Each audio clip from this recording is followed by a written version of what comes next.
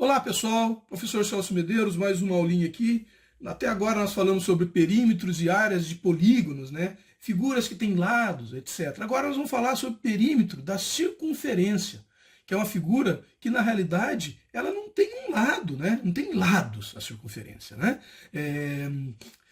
A gente poderia falar teoricamente que ela tem milhares de lados, né? Porque cada pontinho aqui seria um segmento de reta formado por um único ponto. Mas vamos pensar aqui que a circunferência é uma figura tratada de uma forma um pouquinho diferente, né? Então, eu tenho que primeiro trabalhar nos conceitos de algumas informações interessantes como eu tenho a circunferência. A principal delas, né, é o raio, que nada mais é do que um ponto central da minha circunferência até uma borda qualquer da minha circunferência. Significa que essa informação aqui é um raio, assim como essa aqui, ó, também é um raio. Significa que essa informação aqui, ó, raio, é igual a essa aqui, certo? Qualquer retinha que eu fizer aqui, que sair do centro e for até a borda da minha circunferência, eu chamo de raio, e essa informação é igual em qualquer ponto que eu fizer dentro do meu círculo, certo? Então esse é o primeiro elemento importante, o raio, junto com o centro. Então eu tenho o centro e o raio como os importantes. O que eu tenho mais de importante aí? Eu tenho o que a gente chama de diâmetro, né, pessoal? O diâmetro é uma reta, uma semi-reta, né? Um segmento de reta que vai de uma borda até a outra da minha circunferência, passando pelo centro. Então eu posso pegar, por exemplo, aqui, ó, vamos traçar uma reta aqui, ó, ele vai dessa borda até essa outra aqui, certo? Então, ó, ele veio desse ponto até esse ponto, passando pelo centro. Essa retinha aqui a gente chama de diâmetro. Diâmetro. Esse é o diâmetro da minha circunferência. Então, a gente consegue visualizar que o diâmetro, né, pessoal? O diâmetro é igual ao quê? 2 vezes o raio. Ora, se isso aqui é raio e isso aqui é raio, o diâmetro é a soma do raio 2 vezes. Então, é uma primeira dedução que a gente tem aqui, aprendendo os elementos da circunferência. O diâmetro, né, pessoal? O diâmetro. E o que é a corda? A corda, pessoal, é qualquer reta que passe por um ponto da circunferência, da borda da circunferência, até outra borda da circunferência. Então eu poderia dizer que o diâmetro é uma corda. Ele é uma corda especial, porque ele passa pelo centro. Mas seria também uma corda, por exemplo, essa aqui, ó. Ó, ele saiu desse ponto da circunferência e foi até esse ponto. Ele é uma corda, ele não é um diâmetro porque ele não passou no centro. Então eu chamo isso aqui de corda. Isso aqui é uma corda da minha circunferência, certo?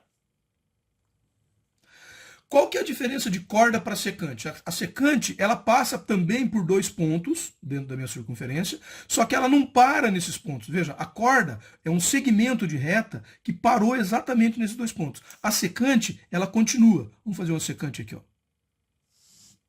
Ela passou por aqui, mas ela continua, né? Então, a diferença da corda para secante é essa. Aqui eu tenho uma secante, olha.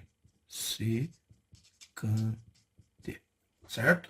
E a tangente? A tangente, pessoal, ela tangencia, ou seja, ela passa por apenas um ponto da minha circunferência. Vamos pegar um exemplo de tangente aqui, ó. Vou pegar esse ponto aqui, ó, da minha circunferência, vou pegar esse ponto aqui e vou fazer uma tangente, ó.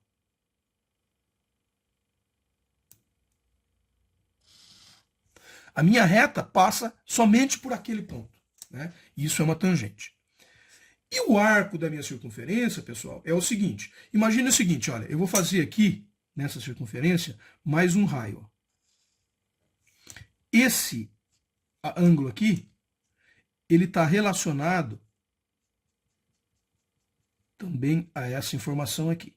E a essa informação aqui, eu dou um nome de arco da minha circunferência. É essa distânciazinha aqui, ó, entre um ponto e o outro, né, que está formando um ângulo interno aqui na minha circunferência. Esse ângulo que está formando aqui acaba montando esse arco aqui, né? Então essa é outra informação importante. E o perímetro, pessoal? Aqui a gente aprendeu elementos e tal, mas o nome dessa aula é perímetro da circunferência. Bom, a gente quando a gente estuda circunferência, a gente sabe que a gente trabalha isso aqui em graus, né, ou em radianos. Então, uma circunferência, ela tem 360 graus, certo? Uma circunferência tem 360 graus. Isso aqui, inclusive, no estudo da trigonometria é muito importante, né? O saber que uma circunferência tem 360 graus. E quando a gente indica 360 graus, é uma forma de medir. Do mesmo jeito que a gente tem metros, por exemplo, e temos milhas. São duas formas de medir distâncias. Na circunferência, eu tenho uma forma que é medir em graus ou medir em radianos. Radianos, né? Radianos é quando aparece aquela letrinha especial, né? Que é o π, certo? E 360 graus é igual a 2π radianos. 2π radianos, certo? Então, quando eu falo em perímetro, né, pessoal? O perímetro de uma circunferência, ele é calculado da seguinte forma. Perímetro é igual a π vezes 2 vezes o raio. Né? Π vezes 2 vezes o raio. Então, eu posso dizer então que o perímetro, né, pessoal? Vou colocar aqui uma corzinha diferente para ele se destacar. O perímetro dessa circunferência aqui vai ser igual a 2πr. Mais fácil de guardar assim, ó, 2πr. Você lembra que o nome de uma pessoa Pierre, né? 2 vezes πr, né? É a mesma coisa que π vezes 2 vezes r, né? Mas normalmente aparece como 2πr e fica mais fácil da gente memorizar. É assim que a gente calcula o perímetro de uma circunferência. Basta eu descobrir o valor de r. Ah, professor, mas qual que é o valor de π? O valor de π a gente sabe que é aproximadamente, né, 3,14. 3,14 é o valor aproximado de π. Né? E se cair um exercício que não informa o valor de π, eu posso usar esse valor, mas normalmente no enunciado vai dizer use π igual a tanto, né? E daí você vai poder calcular o perímetro, ou a resposta vai ser em π. Né? Vamos supor que nessa circunferência o raio fosse 3. Se o raio fosse 3, qual que seria o perímetro dessa circunferência? Ora, o perímetro dessa circunferência seria igual a 2 vezes π vezes r, que é igual a 3. Então, eu poderia dizer que o perímetro dessa circunferência é 6π. E às vezes aparece a resposta em π, a letra A, 6π, letra B, 7π, né? Ou, se tiver para você converter, você vai ter que multiplicar 6 por 3,14, aqui vai dar 18,80 e pouco, eu acho, né? Por aí, né? Fazer a continha e descobrir, certo? Espero que tenham gostado, até uma próxima.